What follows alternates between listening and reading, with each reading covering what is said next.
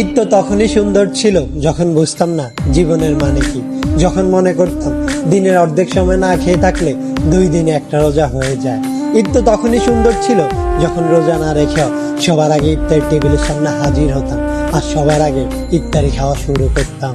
ঈদ তো তখনই সুন্দর ছিল যখন ঈদের নতুন জামা কাপড় কিনে দেওয়ার জন্য আব্বু আম্মুর কাছে কান্নাকাটি করতাম আর মনে করতাম কেউ ঈদের নতুন জামা কাপড় দেখে ফেললেই হয়তো ঈদ শেষ হয়ে যাবে।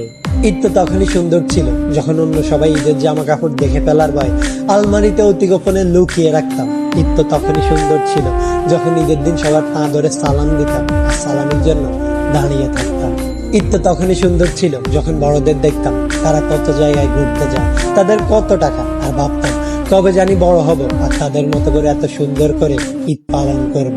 হ্যাঁ, আজ বড় হয়েছে ঠিকই, পকেট ভর্তি আজ অনেক টাকা।